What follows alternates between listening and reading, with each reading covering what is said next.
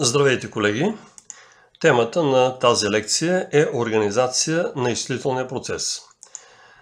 Тази тема е много важна, тъй като включва в състава си почти всичко, за което сме учили до момента. На този слайд виждате структурната схема на един едноадресен процесор или така наречената RAM машина. Той се състои от централен процесор, оперативна памет и пулт за управление, като най-често пулта за управление това е клавиатурата.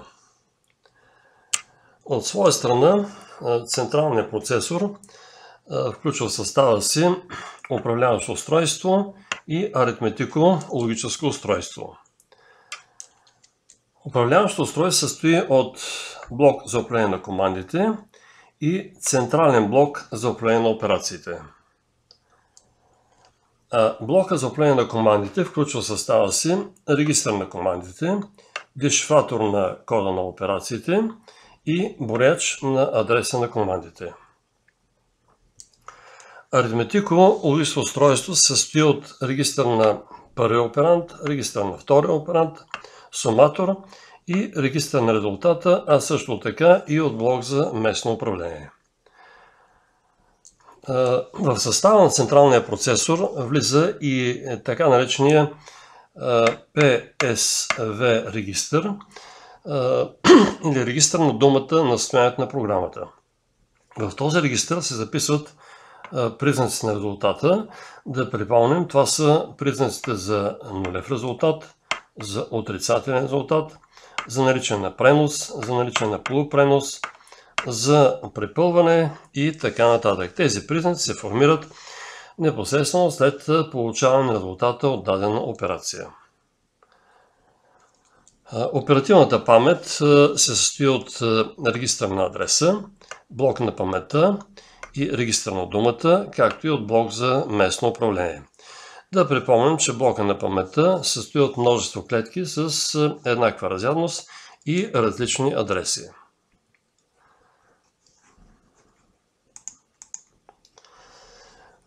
Тук може да бъде зададен въпросът какво е управлението на операциите в този процесор, синхронно или асинхронно.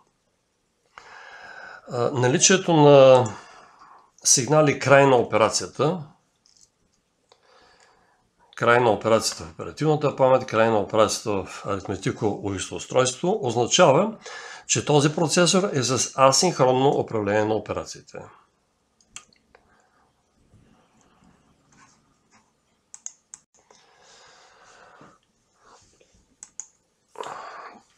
Така, програмата и входните данни първоначално са записани в някакво външно запомнящо устройство, например флашка, и оттам, за да бъде изпълнена тази програма и обработени съответните данни, те се прехвърлят от това външно запомнящо устройство в оперативната памет. Процесорът изпълнява програмата, което се свежда до последователното извличане на командите от оперативната памет, записването им в регистъра на командите,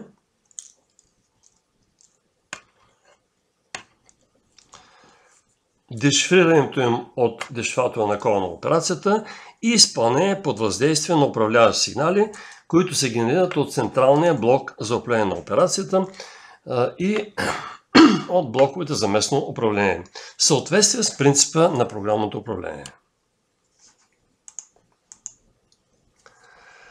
Така, да видим първо как се стартира изпълнението на една програма, след като тя бъде записана в програмната памет. Оперативната памет. Чрез пулта за управление се задават последователно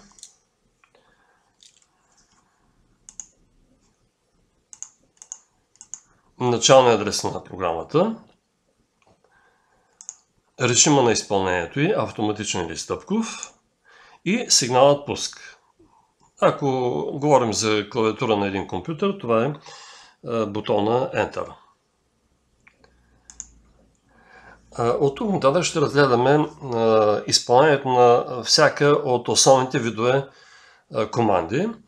На първо място извличане на кода на първата команда и формиране адреса на следващата клетка или команда. Това става по следния начин. дешифратора на кода на операциите подава към ето този вход на оперативната памет сигнал единица, т.е. сигнал за четене. Централният блок за управление на операциите генерира следната поредица от управляващи сигнали. Първо сигналът C1, под въздействие на който началният адрес се записва в брояча на адреса на командите. След това сигналът C2, под въздействие на който съдържанието на този брояч се записва в регистъра на адреса. След това се генерира сигналът C3. Това е начало на операцията в оперативната памет. И в оперативната памет се извършва операцията за четене, тъй като на ето този вход, както вече казахме, е подаден сигнал единица. След приключване на тази операция се формира сигнал за край на операцията в оперативната памет. Той се подава към съответния вход на централния блок за управление на операциите и той генерира сигнала C4, под въздействие на който съдържанието на регистъра на думата, т.е. първата команда на програмата се записва в регистъра на командите. Последният сигнал е сигналът C5, под въздействие на който съдържанието на брояча на адреса на командите се увеличава с единица и така в него се формира адреса на следващата клетка, в която за голяма вероятност е записана следващата команда или по-точно нейния първи байт.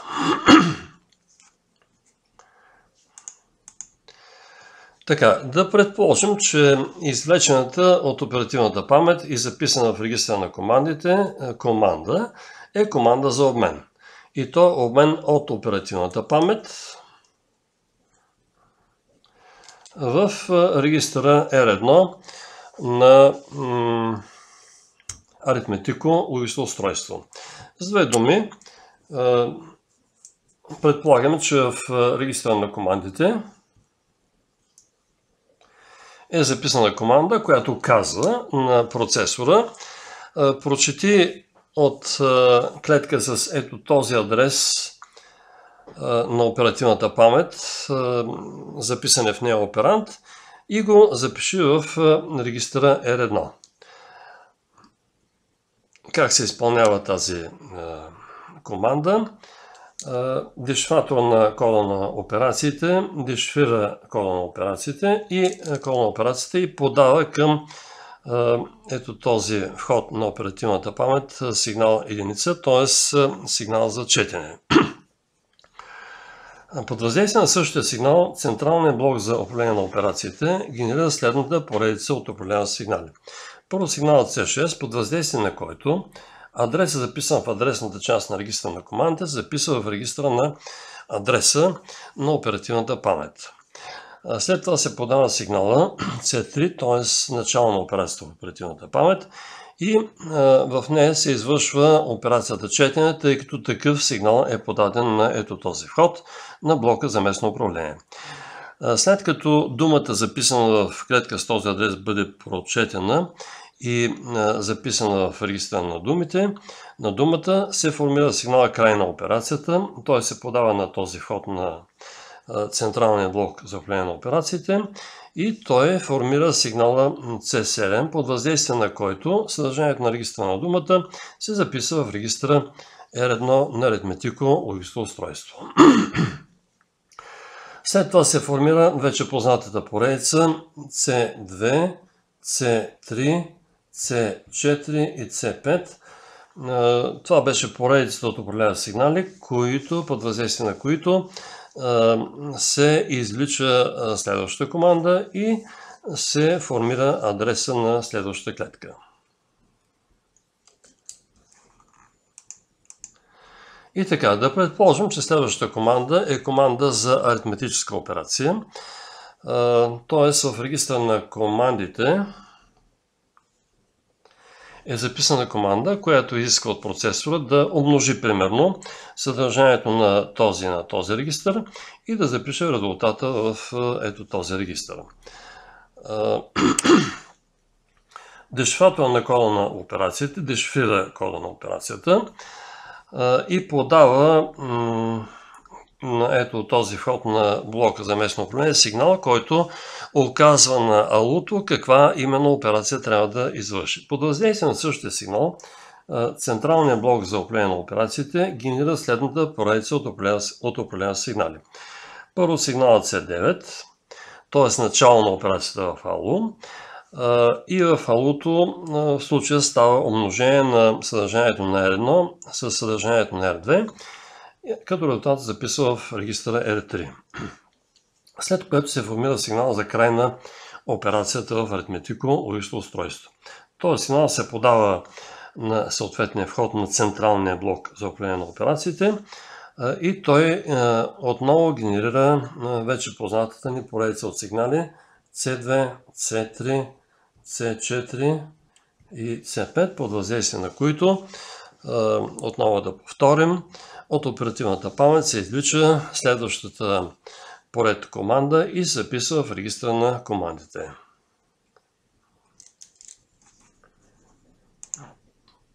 Да предположим, че тази команда е команда за обмен от аритметико-логично устройство и по-точно от регистъра E3 в оперативната памет. Тоест, в регистъра на командите е записана команда, която изисква от процесора да запише в оперативната памет в клетка след от този адрес резултата, записан в регистъра E3. Как се изпълнява тази команда? Кода на операцията, дешифрира от дешифратора на кода на операциите. Той подава на ето този вход на блока за местно управление на оперативната памет сигнал 0, т.е. сигнал за запис. Под въздействие на същия сигнал, централният блок за управление на операциите генерира следната поредица от управление сигнали. Първо сигналът C6, под въздействие на който адресната част на регистъра на командите се записва в регистъра на адреса. След това сигналът C10, под въздействие на който резултата, получен в регистъра E3 на ALU, се записва в регистъра на думата на оперативната памет. След това се генерира сигналът C3, т.е. сигнал за начало на операцията в оперативната памет и се извършва запис на думата, която е в регистъра на думата, в адреса, който е в регистъра на адреса.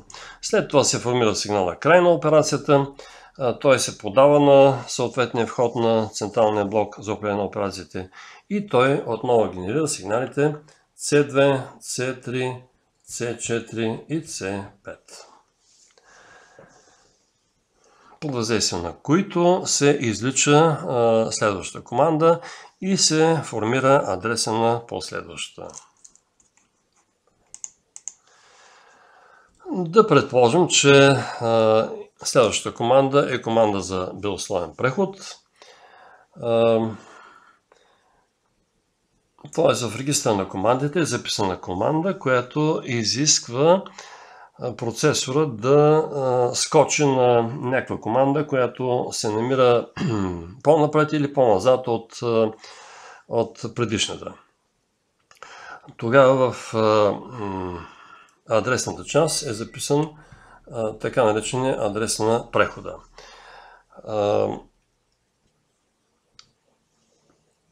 И така, кода на операцията, дешифрира от дешифратора на кода на операцията. Той подава съответния сигнал към централния блок за управление на операциите, който по своя страна генерира сигнала C11. Под въздействие на този сигнал, адреса на прехода се записва в бренча на адреса на командите. Следва отново познатата ни поредица C2, C3, C4 и C5. Под въздействие на които сигнали от оперативната памет се извлича следващата команда, записва в регистъра на командите и се формира адреса на последващата команда.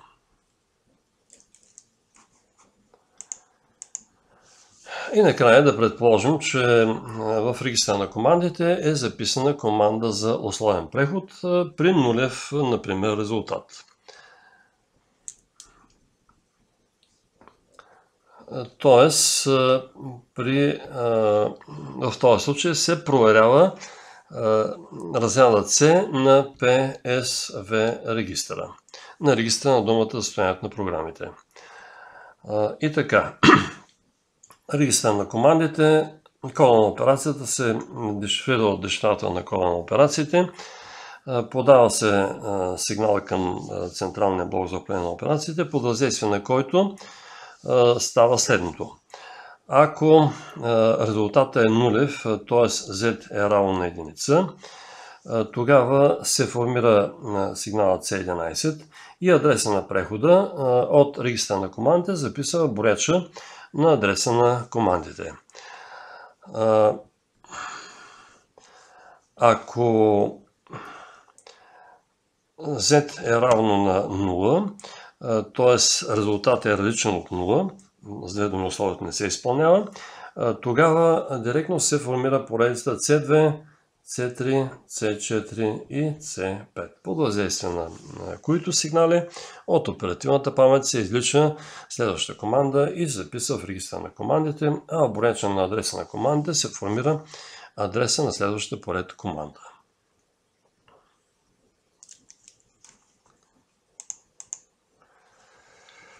На този слайд виждаме структурна схема на едноадресен процесор с акумулатор. Виждаме, че в състава на АЛУ влиза регистъра R1, регистъра на първия оперант и така наречения акумулатор.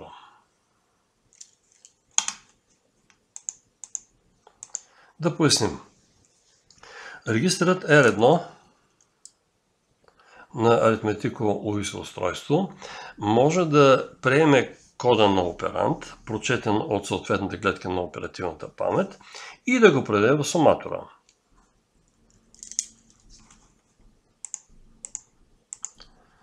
Акумулаторът А също е регистър, който може да приеме кода на оперант, прочетен от съответната клетка на оперативната памет, и да го предаде в суматора, както и регистър R1. Но освен това може да приеме от суматора резултата на операцията, като в последствие този резултат може да се предаде или отново към суматора като оперант за следващата операция, или към оперативната памет. Ето това е съществената разлика между един обикновен регистър и един акумулатор. Когато резултата от една операция се използва като оперант в следващата, наличието на такъв акумулатор води до отпадане на съответните команди за обмен между оперативната памет и аритметико-логическо устройство, с което се намалява първо дължината на програмата, след това заеманото от нея място в паметта и естествено времето за изпълнението ѝ. На този слайд виждаме структурните схеми на RAM машина и на акумулаторна машина. Например, при изчисляване стойността на израза A плюс B върху C минус D с процесора без акумулатор, т.е. с ето този процесор, ще са необходими общо 9 команди за обмен с оперативната памет, а при процесор с акумулатор, т.е. на този процесор, само 5, т.е. 2 пъти по-малко. Да се убедим в това. И така, първо да видим как ще изглежда програмата за изчисляване на този израз от един процесор без акумулатор. Операндите A, B, C и D първоначално са записани в оперативната памет в клетки с съответните адреси. Първото, което трябва да се направи, е операнда А да бъде прочетен от оперативната памет и да бъде записан в регистъра R1 на аритметико-логическо устройство. След това операнда Б трябва да бъде прочетен от оперативната памет и записан в регистъра R2 на аритметико-логическо устройство. След това тези два операнда се събират в суматора и записват в R3. След това тая сума A плюс B от R3 се записва в съответна клетка в оперативната памет. Оттам, т.е. от оперативната памет, сумата се прочита и се записва в регистъра R1 на аритметико-логическо устройство. Прочита се операнда C от оперативната памет и се записва в регистъра R2. След това става делението А плюс Б върху С, като резултата се записва в регистъра E3. Този резултат от R3 се прехвърля в оперативната памет. След това от оперативната памет в регистъра E1. След което се прочита операнда D от оперативната памет и се записва в регистъра E2. Извършва се изваждането на А плюс Б върху С минус D. Резултатът се записва в регистъра E3. И накрая този резултат от регистъра E3 се записва в оперативната памет. Или имаме 1, 2, 3, 4, 5, 6, 7, 8, 9, 10, 11, 12 инструкции, като 1, 2, 3, 4, 5, 6, 7, 8, 9 от тях са инструкции за обмен с оперативната памет. Да видим как стоят нещата при процесор с акумулатор. Отново операндите A, B, C и D са записани в оперативната памет в клетки за съответни адреси. Първо операнда A се прочита от оперативната памет и се записва в регистъра R1 на аритметико-логическо устройство. След това операнда B се прочита от оперативната памет и записва в акумулатора A. Извършва събирането, като резултата се записва в акумулатора A. След това операнда C се прочита от оперативната памет и се записва в R1. Извършва се делението, т.е. получава се А плюс Б върху С и се записва в акумулатора A. След това операнда D се прочита от оперативната памет и се записва в регистъра R1. И накрая се извършва изваждането А плюс Б върху С минус D, като резултат се записва в акумулатора и най-накрая този резултат от акумулатора се записва в оперативната памет. Или виждаме, че имаме 1, 2, 3, 4, 5, 6, 7, 8 инструкции, като само 1, 2, 3, 4, 5 от тях са инструкции за обмен с паметта.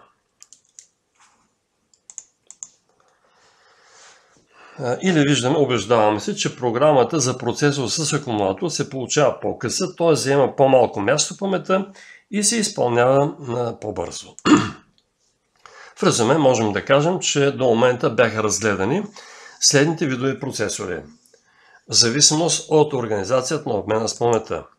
Процесор от типа RAM машина, процесор с акумулаторна организация, процесор с регистрова организация, процесор с текова организация, както и процесор с смесена организация. И накрая една умна мисъл от мъдър човек. И най-дългият път започва с една малка крачка. Конфуций. И най-накрая един академичен анекдот. Едно борче решава да постъпи на работа в охранителна фирма. При постъпването му поискали свидетел за основно образование, оказа, че той няма такова и се наложил да положи няколко изпита, включително изпит по математика. Пада му се таблица за умножение по 9, той веднага готов да се откаже, защото не я знае, но все пак решава да се пробва. И казва 1 по 9, това го знам, това е 9, 10 по 9 също го знам, 90. 2 по 9 не го знам, това ще ми бъде първата грешка, това ми е втората грешка, третата, четвъртата грешка, петата грешка, шестата, седмата, осмата грешка. Я да ги поборя още веднъж. Първа, втора, трета, четвърта, пета, шеста, седма, осма. Нали сещате колко е получил на изпита?